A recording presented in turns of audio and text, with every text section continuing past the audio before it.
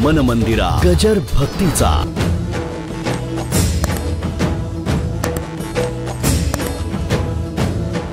एका ठिकाणी मी गेलो, मला म्हणाले बाबा महाराजांचं काय करावं,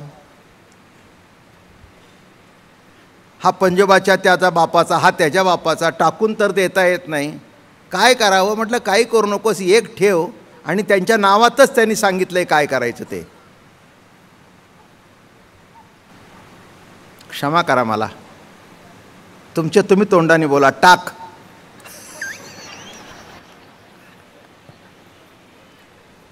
मी अतिशयोक्ती सांगत नाही, त्या माणसाने तेच केलं. सगळे ते टाक गोळा केले, पंढरपूरला नेले, पुंडलिकाजवळ सोडून दिले आणि एक पांडुरंग ठेवला.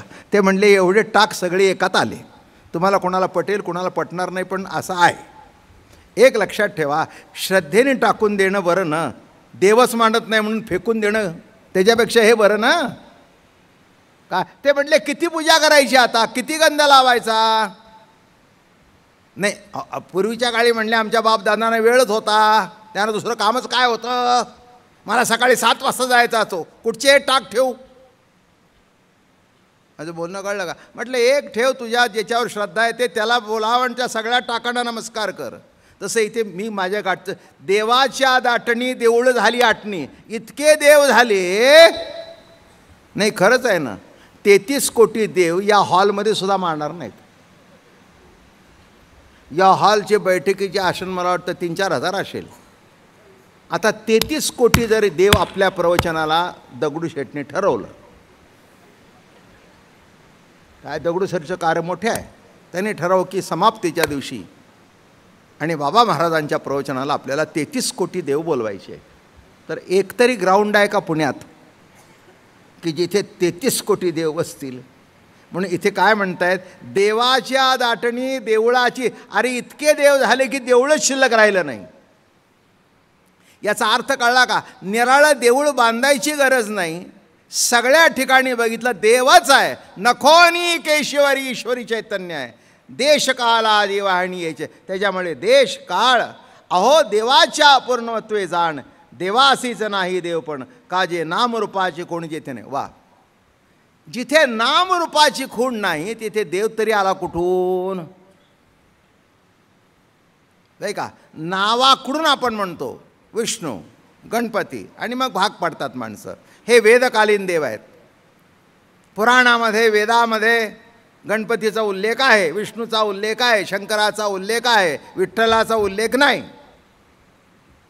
आता विठ्ठल जर कलियुगातलाच आहे तो मागच्या पुराणात कसा उल्लेख असणार त्याचा. काही साधं सरळ गणित आहे ना, नाही का. 1800 मध्ये वारकरी संप्रदायात जे कीर्तनकार होते त्याच्यामध्ये बाबा महाराजांचं नाव असण्याचं काही कारण आहे का. एक मला म्हणाला तू जुनी यादी माझ्याकडे मिळाली 1800 सालती, त्यात तुमचं नाव नाही. म्हटलं असण्याचं कारण नाही, माझ्या आजोबांचा जन्म 1875 सालचा आहे, तर माझं कसूर असणार नाव. माझं बोलणं कळलं का. तसं पांडुरंग जर कलियुगातला आहे तर कृतत्वेत द्वापारामध्ये त्याचा उल्लेख असण्याचं गरजच काय, असण्याची गरजच काय नाही. म्हणून कलियुगातला एकमेव अवतार म्हणजे पांडुरंगाचा आहे, हे नीट लक्षात ठेवा. म्हणून कलियुगातले नेम सगळे पालटले, सगळ्यांना येण्याचा अधिकार दिला, दाटणी झाली. काय झाली म्हणतात, म्हणून अगा नामरूपावीन, म्हणून उघडे परब्रह्म पंढरी आले. शब्द काय वापरला, उघडे परब्रह्म कुठे आले, पंढरी आले. नाव घेतलेलं नाही. काय म्हणले, परब्रह्म, उघडा परब्रह्म पंढरीला आलं. अगा नामरूपावीन असो देव पुरोनी ठाव उरता.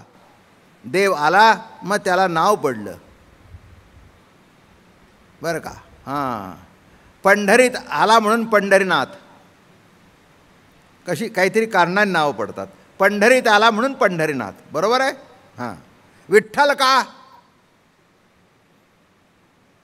विद म्हणजे ज्ञान, वीचा केला ठोबा, नाव त्याचे विठोबा. विद म्हणजे ज्ञान. कशावर उभा आहे, ज्ञान आकार जो आहे विठ्ठलाचा तो ज्ञानावर अधिष्ठित आहे म्हणून विटेवर उभा आहे. विट हे ज्ञानाची बैठक आहे म्हणून त्याचं नाव विठोबा झालं. आणि शेवटी पांडुरंग झालं. पांडुरंग कसं झालं, जेव्हा गोकुळाहून आले आणि प्रवास करताना सबंध धूळ उडालेली. तुम्हाला माहिती आहे ना, प्रवास करताना धूळ उडते अंगावर. सबंध काळे, सबंध चेहरा विरा पांढरा पट्ट पडलेला असतो.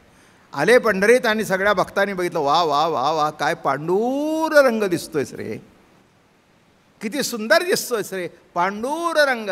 त्या दिवसापासून, पण मूळचं नाव काय? परब्रह्म. परब्रह्म निष्काम. मग काय असतं? अहो, आपल्याला तरी नाव कुठे आहे पहिल्यांदा? इथला एक तरी हात वर करा की येताना वरून छातीवर शिक्का मारून आला होता. शंकरराव, वामनराव, विष्णुपंत, एकाने तरी शिक्का मारलेला आहे काय छातीवर? की छातीवर नाव बघितलं, हां विष्णुपंत बरं का, केशव बरं का? नाही. ओवी सांगतो, उपजलिया बाळकासी नाव नाही तयापासी. जन्माला आलेल्या मुलाला नाव नाही, ठेवले नि नावेसी ओ देत उठी.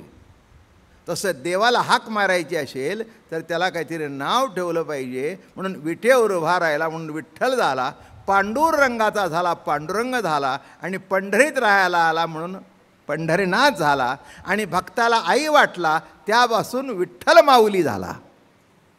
कशी कशी कशी बदलत गेली नावं, कशी कशी अवस्था बदलत गेली. म्हणून आहे ते कसं आहे? एकरूपताच आहे. पण शेवटी नाव घेतल्याशिवाय, आता कुठे गावाला निघालो आपण. गावाला म्हणजे कुठे? गावाला म्हणजे गावाला.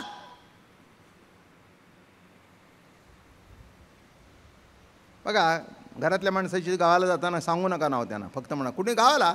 अरे पण गावाला म्हणजे कुठे? काय नाव गाव आहे का नाही ते म्हणलं माहीत नाही. डोकं फिरलं का तुमचं? आता घरातून बाहेर पडताना प्रत्येकानं तुमच्या घरातल्या माहिती आहे. कुठे निघाले? कुठे निघाले? गणेश क्रीडा. काय आहे? बाबामानांचं प्रवचन आहे. बरोबर. निघाला होय बाहेर. कुठे? असंच. अहो पण कुठे म्हणजे कुठे? कुठेतरी आहे का ठिकाण? तसं नुसतं परब्रह्म म्हणून जमत नाही, निर्गुण निराकार म्हणून जमत नाही, त्याला काहीतरी नाव द्यावं लागतं.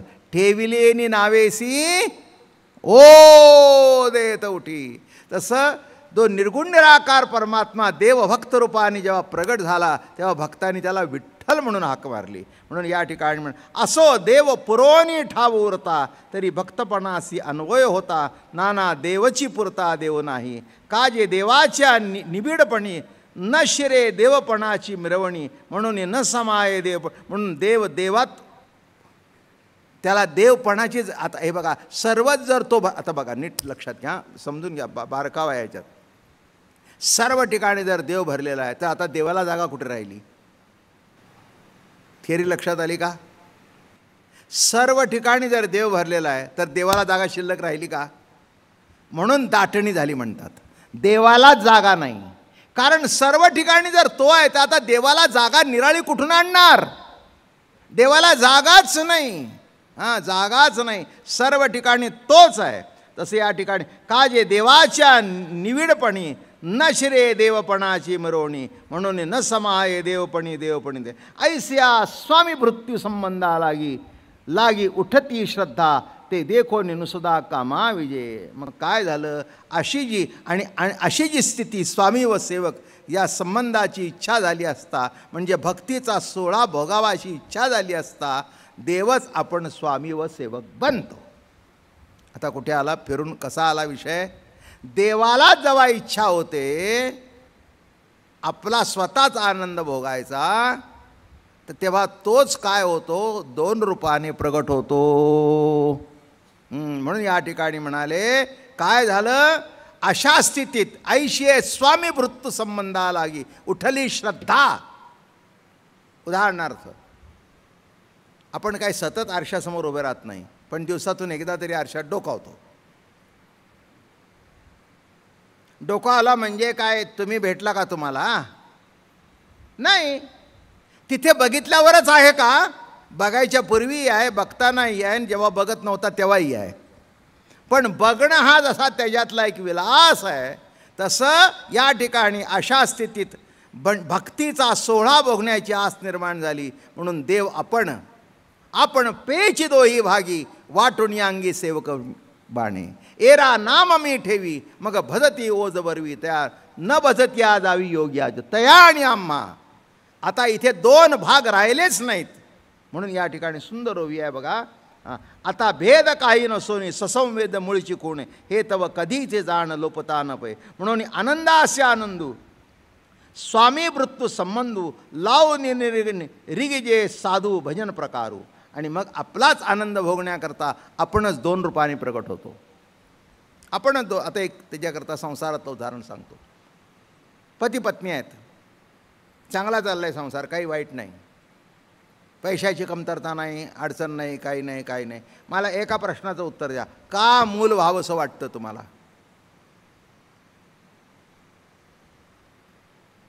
का? काय कारण आहे? नाही, काय कारण आहे? काय काय तुमची राजगादी आहे का? किती नाही आले तर पुढची चालायची नाही?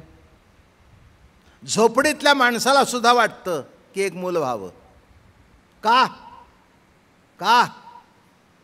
त्याची निगा ठेवण्याची सुद्धा त्याची ऐपत नसते, तरी वाटतं मूल व्हावं. याचा अर्थ देवाला भक्तपणाची प्रतीती भोगण्याकरता तोच भक्तरूपाने प्रकट होतो. मुलगा का प्रिय वाटते, मुलगी का प्रिय वाटते? कारण ते परिच्छिन्नपणाने असणारं अपरिच्छिन्न रूप आहे. शब्द कळले का? परिच्छिन्नपणाने असणारं अपरिच्छिन्न रूप आहे. मराठी नीट समजून या. दिसायला जरी परिच्छिन्न असलं तरी परिच्छिन्न रूपाने अपरिच्छिन्न रूप प्रगट झालं आहे. ते आपलंच रूप प्रगट झालेलं आहे म्हणून बरं वाटतं मुलाचं. अगदी सगळ्या फॅशनेबल बायका मी बघितल्या.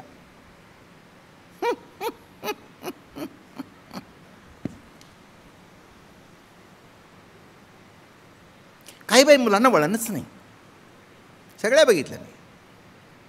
काय पण तिचंच जेव्हा तिच्या अंगावर करतं हळूच बाथरूममध्ये जाते, ते साफ करते, काय झालं नाही म्हणजे जरा थोडंसं आता मुलंच आहे त्याला तरी कुठे कळतं आहे. बरोबर आहे, आत्ता कळलं होय तुला? त्याची घाणसुद्धा घाण का वाटत नाही? कारण ती आपली आहे.